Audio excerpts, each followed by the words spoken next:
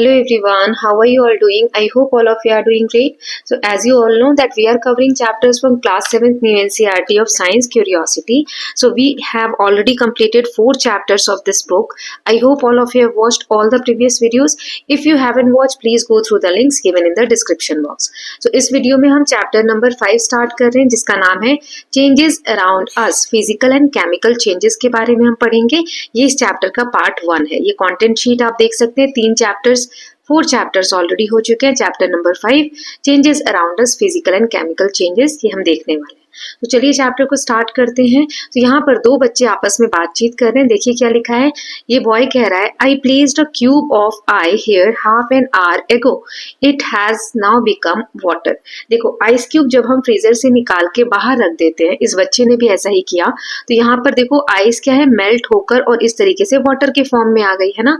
Now this girl is saying a bird that I saw yesterday on this rose plant has become a flower today. ये bird होता है ना, जो फूल से पहले वाला जो ये पोर्शन दिख रहा है आपको, ये अब इसने कल तो ऐसा देखा था प्लांट पे इस गर्ल ने, लेकिन आज वो देख रही है कि वो बर्ड जो है फ्लावर बन गया। तो ये भी क्या हुआ, एक चेंज हुआ। यहाँ पर आइस से ये वाटर में कन्वर्ट हो गया, तो ये भी क्या हुआ, एक चेंज हुआ। आगे देखिए, the bottle containing cold water is not cold any more. आपने देखा होगा कि जब हम फ्रिज से पानी निकालते हैं तब पानी बहुत ठंडा रहता है, लेकिन धीरे धीरे इसके बाहर ऐसा आपको पानी जैसा दिखेगा, है ना। बॉटल के बाहर या ग्लास में ठंडा पानी डालोगे तो ग्लास के बाहर भी हमें पानी जैसा दिखने लगता है। तो जिसकी वजह से पानी फिर ठंडा नहीं रहता है, या धीरे धीरे पानी की जो बॉटल बहुत ठंडी थी वो अब उतनी ठंडी नहीं होती है, right. Now this boy is saying yesterday I saw some brown spots on a banana but today it has more brown spots and a strong smell. ये जैसे केला जो होता है बनाना, आप देखेंगे कि अगर हम फ्रिज में रख दें या ऐसे ही उसको रख दें एक आध दिन, तो उस पे इस तरीके से ब्राउन पैचेस बहुत ज्यादा आ जाते हैं ना। सो ये सब क्या है, so these students are describing some changes. हर चीज में हमें बदलाव देखने को मिल रहा है, चेंज देखने को मिल रहा है। So what kind of changes are they talking about. So ये जो बच्चे चेंजेस की बात कर रहे हैं, ये किस तरीके के चेंजेस हैं, यही इस चैप्टर में हमें देखना है। चलिए देखते हैं। सो यहाँ पर एक एक्टिविटी दी गई है, let us think and reflect, you might have observe various changes happening around you. आपने बहुत से चेंजेस देखे होंगे आपके आसपास होते हैं। Some of them are listed in table 5.1। यहाँ एक टेबल दिया है, कुछ चेंजेस जो हम ऑब्जर्व करते हैं, कैसे चेंजेस हैं, क्या क्या ऑब्जर्वेशन है वो दिया है। You may notice that something is changing in each case. हर चीज जो यहाँ दी गई है उसमें कुछ ना कुछ चेंज हो रहा है। So take a moment to reflect on the changes in each case, record your observation in table 5.1। इसमें आप क्या ऑब्जर्वेशन देखेंगे चेंजेस के दौरान, वो आपको लिखना है। जैसे एक एक करके देखते हैं। पहला है आइस मेल्ट, आइस जो क्यूब है वो मेल्ट हो गई। सो ये वाटर में चेंज हो जाएगा, है ना, यानी जो पानी का स्टेट है वो चेंज हो रहा है। जैसे पहले सॉलिड फॉर्म में था आइस, है ना, अब वो किस फॉर्म में आ गया, वाटर बना तो लिक्विड फॉर्म में आ गया, है ना। तो स्टेट ऑफ वाटर चेंज हुआ है। देन चॉपिंग वेजिटेबल, कोई सब्जी है और उसको आपने कट किया, चॉप किया, तो साइज और शेप में चेंज आएगा, कोई नया सब्सटेंस नहीं बनेगा। जैसे आपने अगर भिंडी ली, अब भिंडी को अगर आपने कट कर दिया, है ना, तो रहेगी तो भिंडी, कोई नई चीज तो बन नहीं जाएगी, बस उसका साइज चेंज हो जाएगा और शेप चेंज हो जाएगा। बॉइलिंग वाटर, पानी को बॉईल करते हैं तो इसमें वेपर गैसेस बनने लगते हैं, इसीलिए क्या होता है, फिर से स्टेट में चेंज होता है। अब सॉलिड लिक्विड तो था, अब लिक्विड को गर्म किया तो गैस फॉर्म में बन गया, है ना। सो स्टेट चेंज हो गया वाटर का। Making popcorn from corn, corn से अगर जो मकई के दाने आते हैं उससे अगर हम पॉपकॉर्न्स बनाएं, so corn changes to popcorn with new texture, उसका टेक्सचर अलग हो जाता है, स्मेल अलग हो जाता है, एक नया सब्सटेंस बन जाता है। Cutting a piece of paper, एक बड़ा पीस ऑफ पेपर है, उसको आपने कट किया तो कोई नया सब्सटेंस तो नहीं बनेगा, लेकिन उसका शेप और साइज जो है वो चेंज हो जाएगा, है ना। ऐसे ही नेक्स्ट है adding beetroot extract to water. एक ग्लास लिया, उसमें साफ पानी है ना, और उसमें आपने बीटरूट ऐड कर दिया, उसका जूस, तो पानी कैसे कलर का हो जाएगा, रेड कलर का हो जाएगा। मतलब वाटर गेट्स कलर्ड, वाटर में रंग आ जाएगा, colour change due to mixing, no new substances form, कोई नया सब्सटेंस नहीं बनेगा। बर्निंग वुड, अगर लकड़ी को जलाए तो इससे राख बन जाएगी और गैसेस निकलेंगी, कोई नया सब्सटेंस, इसमें क्या बनेगा, एशेस, है ना, और गैसेस। फिर कपड़े अगर सुखाते हैं, ड्राइंग वेट क्लोथ, तो वाटर उसमें से इवेपोरेट हो जाएगा, कपड़े सूख जाएंगे और स्टेट में चेंज आएगा। Then making small balls of dough, आटा लिया आपने, गूंदा हुआ आटा जो है उसके छोटे छोटे बॉल्स बनाए, तो चेंज इन शेप, शेप में चेंज आएगा, कोई नया सब्सटेंस नहीं बनेगा। फिर rolling small balls of dough into chapati, so यहाँ पे चपाती लिखा हुआ है, सो एक आटे का वो गोल सा हिस्सा जो हमने बनाया वो लेकर चपाती हमने रोल कर दी, तो उसमें भी क्या हुआ, शेप चेंज हुआ, सेम डो मटेरियल, आटा तो वही है ना, आटा तो वही है, सिर्फ उसकी शेप में चेंज हुआ। कोई एक एग्जांपल हमें देना है तो मैंने यहाँ पे लिया है रस्टिंग ऑफ आयरन, आयरन जो होता है, लोहा जो होता है उसमें जंग लग जाती है, सो आयरन फॉर्म्स रस्ट, उससे रस्ट होता है, नया सब्सटेंस होता है जो कि केमिकल चेंज की वजह से होता है। ये क्या होता है केमिकल चेंज, फिजिकल चेंज, यही सब हम जानने वाले हैं। सो हमने क्या देखा, you might have notice that these changes could be in size, shape, smell और प्रॉपर्टी ऑफ सब्सटेंस और ऑब्जेक्ट। जो चेंजेस हमने देखे अभी टेबल में, किसी की शेप चेंज हो रही है, किसी में स्मेल चेंज हो रहा है ना, सो ये सब चीजें हैं। Can you think of some other changes that happen in your surroundings, make a list of those changes too. अब अपने आसपास कुछ और चेंजेस होते हैं तो मैंने एक बता दिया आपको, है ना, ऐसा आप भी एग्जांपल लिख सकते हैं। We observe the changes occurring around us with the help of our senses of sight, smell, touch, hearing and taste. हमारे जो सेंस ऑफ ऑर्गन्स है, जैसे साइट, आईज से हम देख लेते हैं कि क्या चेंजेस हो रहे हैं, स्मेल करके, टच करके, सुन के या फिर टेस्ट करके, है ना। So this girl is saying can we arrange these changes into categories, क्या इन चेंजेस को जो हमने अभी पढ़े किसी कैटेगरी में बांट सकते हैं। Let us try to answer this question. ये जो क्वेश्चन है कि क्या हम इन चेंजेस को किसी कैटेगरी में बांट सकते हैं, इसी क्वेश्चन का आंसर अब हम आगे पढ़कर जानेंगे। ये हमारी नेक्स्ट एक्सरसाइज है 5.1, अ सब्सटेंस में change in appearance but remain the same. मतलब कोई सब्सटेंस ऐसा है जो चेंज तो हुआ लेकिन सिर्फ दिखने में चेंज हुआ है, उसकी क्वांटिटी, जैसे पेपर है तो पेपर को आप कितने छोटे टुकड़े कर दो वो रहेगा तो पेपर ही, है ना, बस उसकी शेप में चेंज आ जाएगा। वही यहाँ दिया है, एक एक्टिविटी दी गई है 5.2, let us create and discuss creating some object with paper. Paper लेके कुछ ऑब्जेक्ट्स आपको बनाने, जैसे आप यहाँ देख सकते हो पेपर फोल्ड करके बहुत सारी चीजें बनाई गई हैं। So take a few sheets of paper and fold them to create new object. नई चीज बनाई, जैसे यहाँ बर्ड बना लिया हमने, यहाँ बटरफ्लाई बना लिया, फ्रॉग बना लिया, यहाँ एक और बर्ड है ना। So do you get the same paper back when unfold these objects. अगर इस जो हमने ये बनाया इसको हम ओपन कर दे, पेपर को फिर से ओपन कर दे, तो पेपर सेम शेप में आ जाएगा, है ना। सो यस, इसका आंसर क्या हो जाएगा, यस।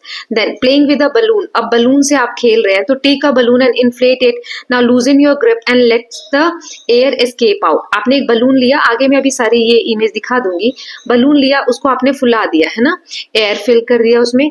अब आप उसको यहाँ से जहां से आपने पकड़ रखा है वो खोल दीजिए, वापस से छोड़ दीजिए, तो ये सारी हवा जब इस बलून में से निकल जाएगी तो बलून फिर से छोटा हो जाएगा, अपनी शेप में आ जाएगा, है ना। तो do you get the uninflated balloon back, yes.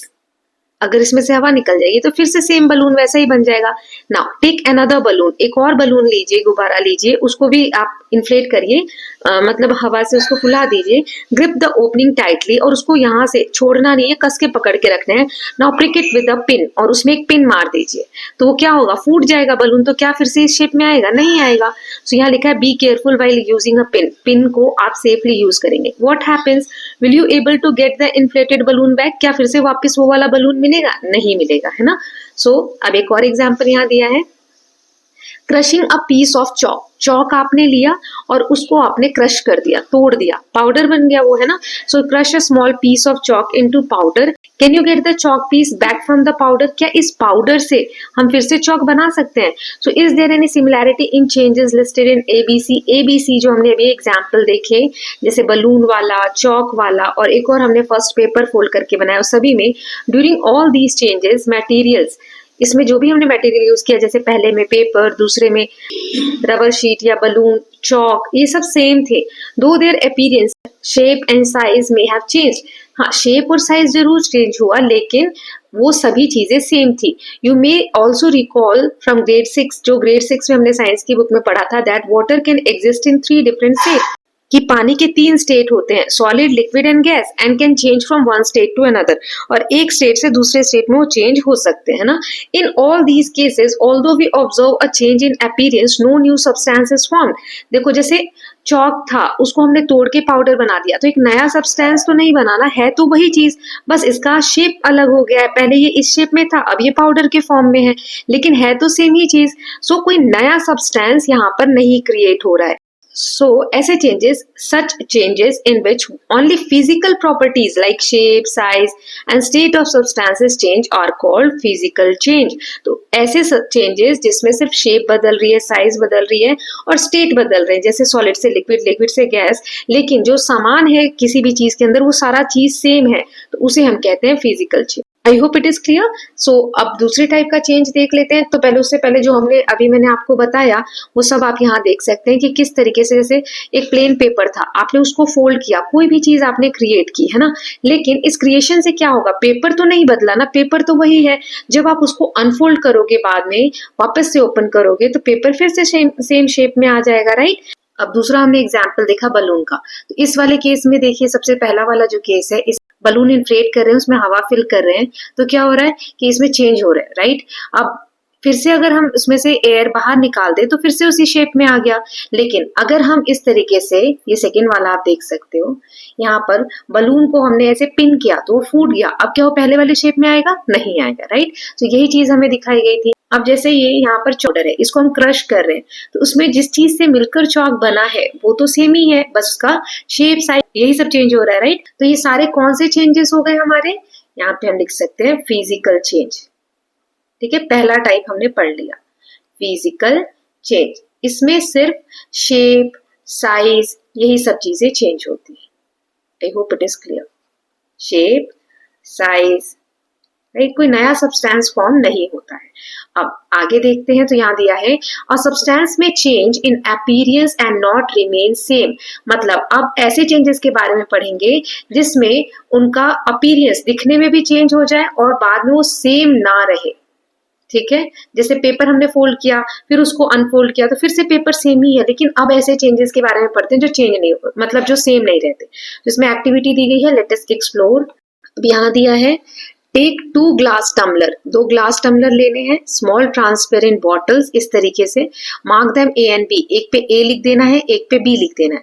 Fill 1/4 of glass tumbler A with tap water and 1/4 of glass tumbler B with lime water. एक में आपको नल का नॉर्मल पानी भर देना है और एक में लाइम वाटर, चूने का जो पानी होता है वो भर देना है। Now blow air exhale into each glass tumbler one at a time using separate straw and observe them. Caution, do not suck the water or lime water while doing this.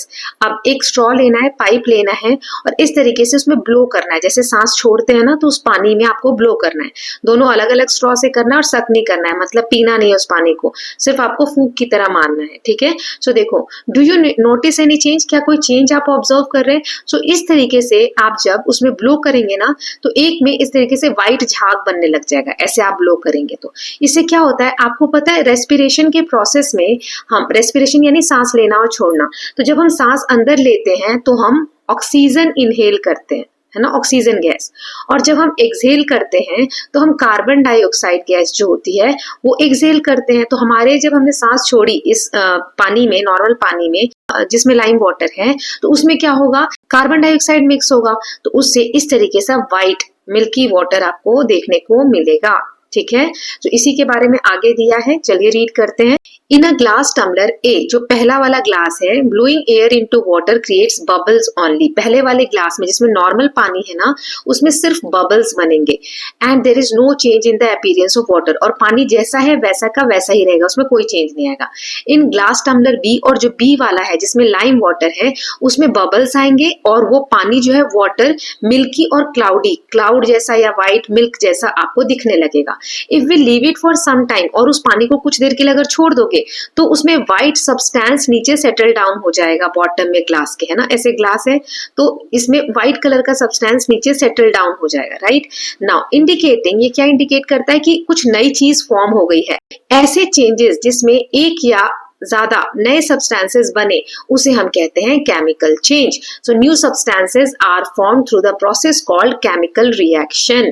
अब इसमें कुछ केमिकल रिएक्शंस की वजह से नए substances form होते हैं, इसीलिए हम बोलते हैं chemical change. So in this case carbon dioxide from the air you breathe out, जब सांस छोड़ते हैं, एक्सहेल करते हैं, सो कार्बन डाइऑक्साइड गैस हम एक्सहेल करते हैं, ये रिएक्ट करता है लाइम वाटर के साथ और इसकी वजह से केमिकल रिएक्शन होता है, नया व्हाइट कलर सब्सटेंस फॉर्म होता है जिसे हम बोलते हैं calcium carbonate. Okay, that is insoluble in water, जो वाटर में इनसॉल्युबल है, मतलब वाटर में वो घुलता नहीं है। जैसे पानी में हम नमक डालें तो पूरा घुल जाता है, लेकिन ये कैल्शियम कार्बोनेट घुलता नहीं है और इसीलिए इसकी लेयर नीचे एक जम जाती है यहाँ पर, है ना। So therefore the liquid in bottle appears milky along with this a small amount of water is also formed. This formation of new substance indicate a chemical change. ये क्या दिखाता है हमें कि chemical change हुआ है. The chemical reaction involved in this change can be represented in short form as a chemical equation. जो इसमें chemical reaction हुआ उसको हम फॉर्मूला या कह सकते हैं इक्वेशन के फॉर्म में दिखा सकते हैं। देखो, कैल्शियम हाइड्रोक्साइड था, मतलब लाइम वाटर लिया हमने, उसमें कार्बन डाइऑक्साइड गैस को क्या किया, ऐड, जब हमने ब्लो किया एयर अपने माउथ से, है ना। सो इससे क्या फॉर्म हुआ, कैल्शियम कार्बोनेट और वाटर। क्योंकि कैल्शियम कार्बोनेट क्या है, इनसॉल्युबल सब्सटेंस है, पानी में घुलता नहीं है तो हमें अलग से दिखने लगता है। Turning of lime water milky is also used as a test for carbon dioxide. So lime water को अगर हम मिल्की में कन्वर्ट कर रहे हैं, मिल्की व्हाइट में कन्वर्ट कर देते हैं, तो हम चेक कर सकते हैं किसी चीज में कार्बन डाइऑक्साइड है या नहीं है। Let us explore this with another activity using some substances from our kitchen. इस टेस्ट को हम और ज्यादा एक्टिविटीज जो जिसमें हम इंग्रेडिएंट्स अपने किचन से लेके और टेस्ट कर सकते हैं, चलिए देखते हैं। तो यहाँ एक्टिविटी दी गई है, लेट अस एक्सपेरिमेंट। 1 चम्मच भर के हमें विनेगर लेना है या लेमन जूस लेना है टेस्ट ट्यूब में, उसमें 1 पिंच बेकिंग सोडा का ऐड करना है। इसको सोडियम हाइड्रोजन कार्बोनेट भी कहते हैं। तो क्या ऑब्जर्व करेंगे, you would hear a fizzing bubbling sound, एक बबल जैसा फॉर्म होने लगेगा, जैसे इनो हम पानी में डालते हैं ना उस तरीके से, और गैस बबल्स फॉर्म होने लगेंगे। Pass this gas through freshly prepared lime water kept in another test tube as shown in figure 5.3a। एक फिगर में दिखाऊंगी, उसमें दिखाया गया है। पास करेंगे इसको, अगर ये जो गैसेज जो फिजी सा आपको देखने को मिल रहा है, इसको अगर हम करेंगे फ्रेशली प्रिपेयर्ड लाइम वाटर में ऐड करेंगे, तो व्हाट डू यू ऑब्जर्व, क्या ऑब्जर्व करेंगे कि लाइम वाटर फिर से मिल्की जैसा टर्न हो जाएगा। What do you infer about the gas formed by mixing vinegar and baking soda, this indicates that gas formed in is carbon dioxide. तो ये जो मिल्किंग व्हाइट जो टर्न हुआ, इससे क्या पता चलता है कि इसमें कार्बन डाइऑक्साइड है। कुछ इस तरीके से आप यहाँ पर देख सकते हैं, ये देखें, है ना, विनेगर या इस तरीके का सॉल्यूशन इसमें ऐड किया तो कुछ ऐसा आपको देखने को मिलेगा, है ना, ऐसे बबल्स फॉर्म होने लगेंगे। So this activity can also be performed using 2 small used bottle instead of test tubes and flexible straw as shown in figure 5.3b। ये A वाला है जो अभी हमने देखा कि 2 टेस्ट ट्यूब ले लिए, एक में लाइम वाटर रखा, बबल्स देख सकते हैं आप कार्बन डाइऑक्साइड के ब्लैक ब्लैक बबल्स, और विनेगर और सोडा था, है ना। तो ये चीजें आप इसको बॉटल में भी बना सकते हैं इस तरीके से, है ना, स्ट्रॉ का यूज करके। Now since a new substance carbon dioxide is formed in this reaction, we say that chemical change has occurred here as well. It can be represented as vinegar plus baking soda, मतलब vinegar और baking soda को add किया तो carbon dioxide और other substances बनेंगे। Okay, सो यही यहाँ पर दिया गया है। नाउ तो हमने 2 चेंजेस पढ़ लिए, कौन से, एक हमने पढ़ा फिजिकल चेंज और दूसरा हमने पढ़ा केमिकल चेंज। ठीक है, अब आगे की एक्सरसाइज देखते हैं, मैं इरेज कर देती हूँ। So some other processes involving chemical change, chemical change से हम और भी एग्जांपल्स देख सकते हैं या और भी प्रोसेसेस में इन्वॉल्व होता है। जैसे रस्टिंग, रस्टिंग क्या होता है, जंग लगना। इस तरीके से कील में देखो, कील होती है, फ्रेश कील देखेंगे तो बिल्कुल ब्लैक शाइनी दिखती है, ऐसे रस्ट ब्राउन कलर का एक लेयर इसके ऊपर जम जाता है, उसे हम रस्ट बोलते हैं। So in the rusting of iron which you studied in the chapter the world of metals and non metals, जो हमने लास्ट चैप्टर में देखा था, A new brown color substances called rust is formed। Rusting में क्या होता है, एक नया सब्सटेंस बन रहा है ना, और ये किसमें हमने पढ़ा था नया सब्सटेंस बनता है, केमिकल चेंज में। सो रस्ट फॉर्म होता है। Thus rusting is also a chemical change because it involves the formation of new substances called iron oxide। ये जो रस्ट है ये आयरन ऑक्साइड कहलाता है ना। सो ये नया आयरन ऑक्साइड, एक नया सब्सटेंस इसमें बनता है। नाउ दूसरा दिया हुआ है कंबशन। कंबशन वाला भी एग्जांपल हमने लास्ट चैप्टर में देखा था कि मैग्नीशियम रिबन को आप बर्न कर रहे हो, तो इसमें देखो ये यहाँ पे भाप दिख रही है ना। So let us recall the burning of magnesium ribbon learned in chapter the world of metals and non metals. Can you predict, क्या आप अनुमान लगा सकते हैं if this is a physical और केमिकल चेंज, ये किस टाइप का चेंज है। So when magnesium ribbon is burned a new substance magnesium oxide is form. जब इसको हम बर्न करते हैं तो मैग्नीशियम ऑक्साइड बचता है हमारे पास, है ना। सो सब्सटेंस चेंज हो गया, गया है ना। तो ये कौन सा रिएक्शन हुआ, chemical change. So the burning of magnesium ribbon also involve a chemical change. तो इसमें भी केमिकल चेंज ही हो रहा है। जैसे मैग्नीशियम रिबन था, फिर उसमें ऑक्सीजन एयर आया और इससे क्या फॉर्म हुआ, मैग्नीशियम ऑक्साइड, जो कि व्हाइट पाउडर जैसा, एश जैसा, हीट और लाइट। ठीक है। Now we observe that heat and light are also produced along with the formation of new substances in this reaction. Light दिख रही है आपको, और हीट भी इसमें होगी क्योंकि गर्म हो रहा है सब्सटेंस, है ना। तो हीट और लाइट, और यहाँ पर मैग्नीशियम ऑक्साइड देखने को मिल रहा है, व्हाइट कलर का powder. So a chemical reaction in which a substance react with oxygen and produce heat और light and light is called combustion. ऐसे कोई भी केमिकल रिएक्शन जिसमें जो नया सब्सटेंस बन रहा है उसके साथ हीट और लाइट भी प्रोड्यूस हो रही है, उसको हम बोलते हैं कंबशन। सब्सटेंसेस, ऐसे substances which that undergoes combustion reaction are called combustible substances। ऐसे substances जो जल जाते हैं, जिनसे इस तरीके का रिएक्शन होता है कि हीट और लाइट प्रोड्यूस हो, तो उसको हम कहते हैं combustible substances। फॉर एग्जाम्पल जैसे कि वुड यानी लकड़ी, paper, cotton, kerosene etcetera combustible substances. मतलब ये सारे वैसे सब्सटेंसेस हैं जिनको जलाने पर हीट और लाइट भी प्रोड्यूस होती है। ओके, नाउ यहाँ पे दिया हुआ है, let us find out whether the presence of oxygen is essential for combustion. अभी हमने देखा कि मैग्नीशियम रिबन को हमने जलाया है ना, सो उसमें हमने देखा एयर की प्रेजेंस में जलाया, राइट। माचिस जलाई होगी, उसमें आग लगाई होगी, तो वहां पे एयर प्रेजेंट होगी। अब क्या सिर्फ एयर की प्रेजेंस में ऑक्सीजन की प्रेजेंस ही जरूरी है आग जलने के लिए? So let us investigate. दो आपको कैंडल्स लेनी है, दोनों को सेपरेटली आपको जला देना।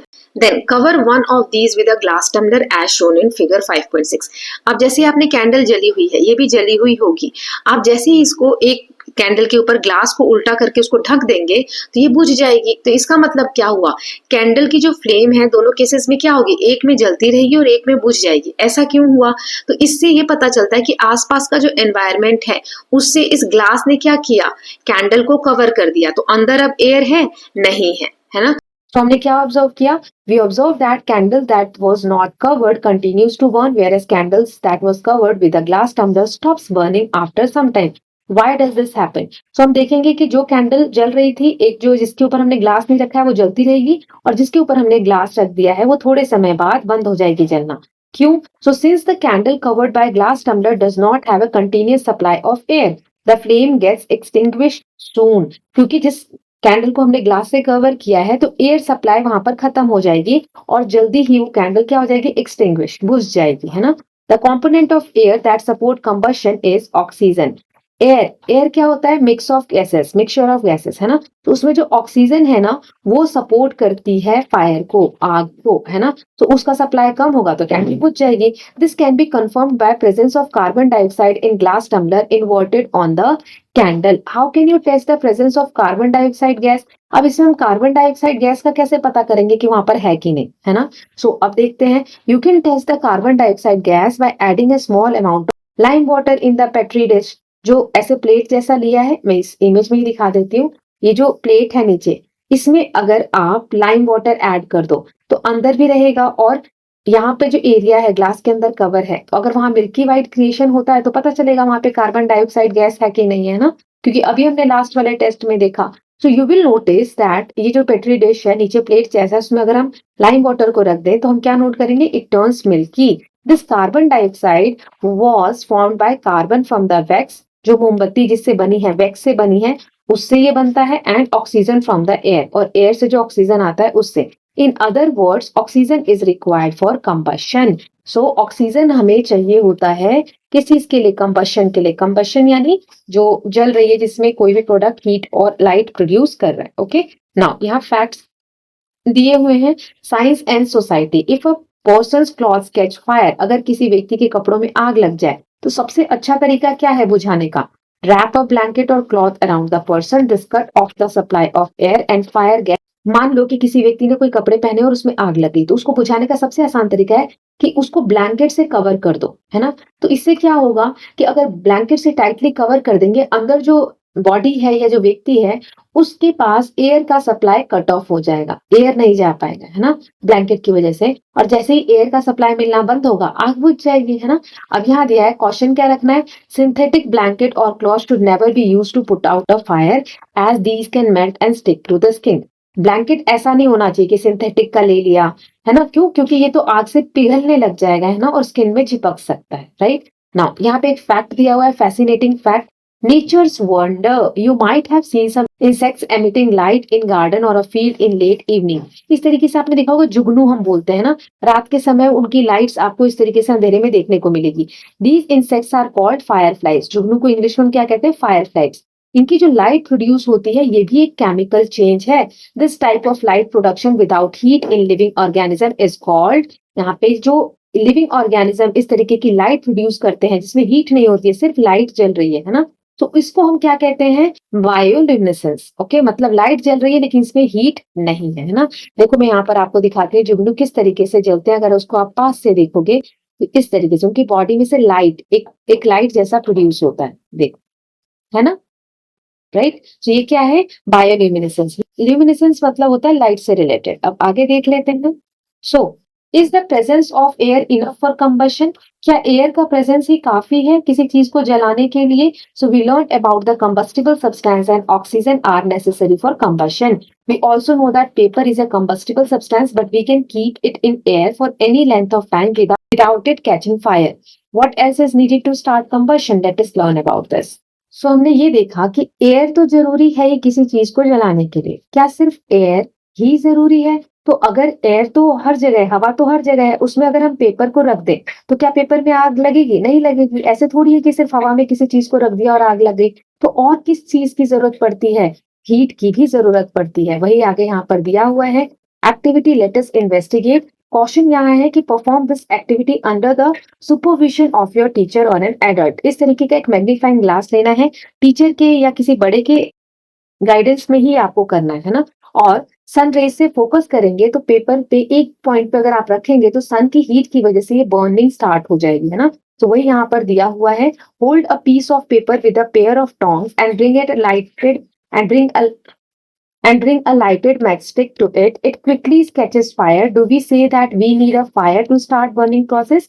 अगर पेपर आपने एक पकड़ के रखा, ठीक है, टोंग की मदद से, चिमटे की या किसी चीज की मदद से, और उसमें माचिस को जलाकर लाए और उसमें टच करेंगे तो आग लग जाएगी। तो इससे हमें क्या पता चला, फायर की भी जरूरत पड़ती है ना। एक और पेपर हमने लिया यूजिंग अ मैग्नीफाइंग ग्लास, ये जो मैंने अभी आपको एग्जांपल बताया, सन रे को एक जगह पे फोकस किया तो भी पेपर जलने लग जाएगा, है ना, थोड़े समय के बाद। ये देखो आगे दिया हुआ है यहाँ पर। So what do you observe? We observe that paper start emit smoke. इसमें से धुआं निकलने लग जाएगा। Thus we find that a substance can burn even without fire. तो एक देखो, एक तो हमने पढ़ा कि एयर चाहिए, एयर का प्रेजेंस होना जरूरी है। दूसरा हमने पढ़ा कि फायर भी चाहिए।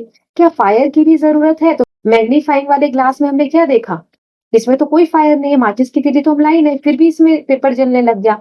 सो how do we explain this change? इसको हम कैसे एक्सप्लेन करेंगे? So focusing sun rays on paper heats it. एक जगह पर सन की रेज को अगर फोकस किया जाए तो यहाँ पर पेपर क्या हो रहा है, हीट हो रही है ना, पेपर में हीट आ रही है, गर्म हो रहा है। The temperature of paper increases with time. After some time, the paper becomes so hot that it starts burning. और इतना ज्यादा हीट बढ़ जाती है कि थोड़े समय बाद पेपर बर्निंग होना स्टार्ट हो जाता है, जलने लगता है। Okay, so this minimum temperature at which substance catches fire is called its ignition temperature.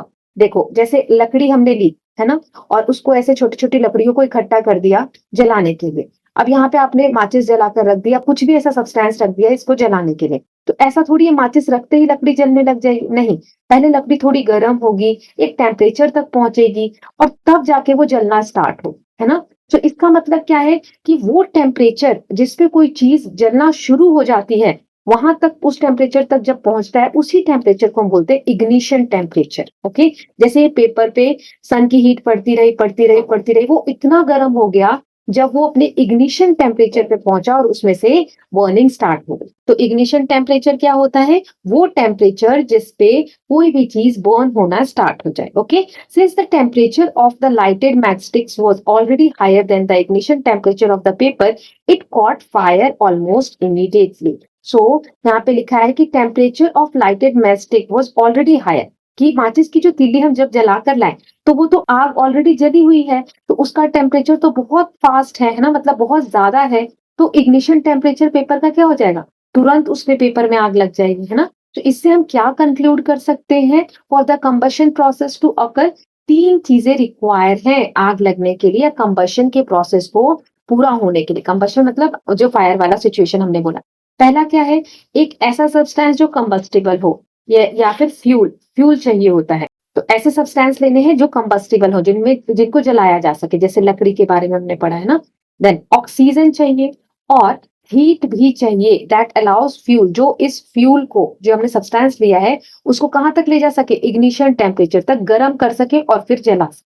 ठीक है, तो यही चीज यहाँ दी गई है कि फ्यूल लिया, कोई सामान लिया हमने, उसमें ऑक्सीजन का सप्लाई हुआ, उसको हीट मिली और क्या स्टार्ट हो गया, बर्निंग स्टार्ट हो गया ना। ये फायर ट्रायंगल हम बोलते हैं, राइट। तो इस तरीके से ये सन ग्लास का जो मैंने, ये मैग्नीफाइंग ग्लास था ना, सन की रोशनी जब इस पे पड़ती है और इस पूरे मैग्नीफाइंग ग्लास से पेपर पे एक ही जगह पॉइंट पे सूरज की किरणों को बहुत देर तक रखें तो इसका इग्निशन टेम्परेचर अचीव हो जाता है और फायरिंग स्टार्ट हो जाती है ना। तो ये कुछ इंपॉर्टेंट टर्म्स थे। So that's it for the part 1। अब जो बचा हुआ चैप्टर है वो पार्ट 2 में हम कवर कर लेंगे। Can physical and chemical changes occur in the same process, क्या दोनों चेंजेस का प्रोसेस सेम होता है। तो थोड़ा सा चैप्टर और बचा हुआ है इसमें, सो एक और पार्ट आएगा जिसमें चैप्टर फिनिश कर लेंगे। So I hope all of you are loving these videos. If you are doing so, please like and share it, and don't forget to subscribe Kalyan TV channel for more such videos. Thank you so much.